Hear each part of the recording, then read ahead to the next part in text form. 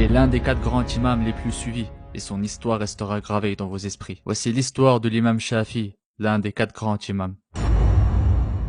L'imam Shafi'i naît à Gaza, en l'an 150 de l'Hégire. Ce même jour, l'imam Abu Hanifa quittait ce monde, comme si Allah avait éteint une lumière pour en allumer une autre. Très jeune, il perdit son père. Sa mère, pauvre mais pleine de courage, décida de quitter Gaza. Elle prit son enfant dans ses bras et l'emmena à la Mecque pour qu'il grandisse sous l'ombre de la Kaaba, près des cercles de science et des savants. C'est là qu'il mémorisa le Coran, avant même d'avoir 10 ans. Mais sa mère savait que pour comprendre le livre, il fallait aussi maîtriser la langue des Arabes. Alors elle l'envoya vivre parmi la tribu de Hudayl, célèbre pour la pureté de son arabe.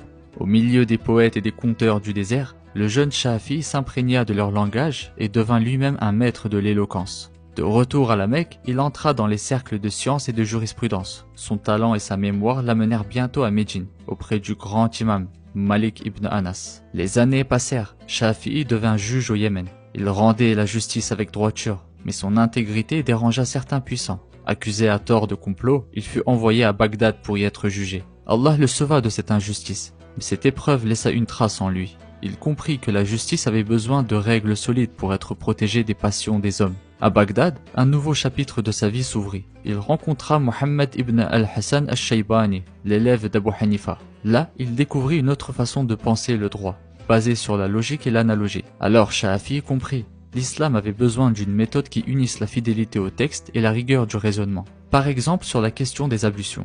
Pour Abu Hanifa, toucher une femme n'annule pas les ablutions, car ce qui brise la pureté, c'est surtout un contact intime. Pour l'imam Malik, cela dépend de l'intention. Si c'est un simple contact sans désir, cela ne casse pas les ablutions. Mais pour l'imam Shafi'i, le verset du Coran dit clairement « Ou si vous avez touché les femmes » dans la sourate 4, verset 43.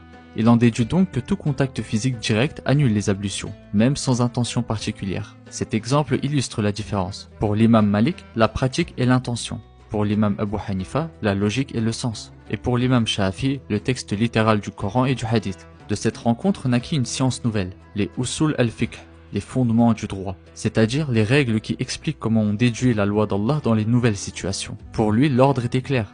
D'abord le Coran, puis la sunna authentique du prophète alayhi salatu wassalam, ensuite le consensus des savants, et enfin le raisonnement par analogie. Ainsi, la loi divine pouvait rester vivante et juste dans toutes les époques et tous les lieux. L'imam Shafi'i disait « Ma parole est juste, mais peut contenir l'erreur.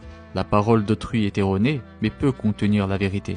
Si un hadith authentique contredit mon avis, alors c'est le hadith qu'il faut suivre. » En l'an 204 de l'Hégire, au Caire, il rendit son âme. Les habitants l'accompagnèrent en larmes, pleurant un océan de science. Avant de mourir, il dit « Quand je rencontrerai mon Seigneur,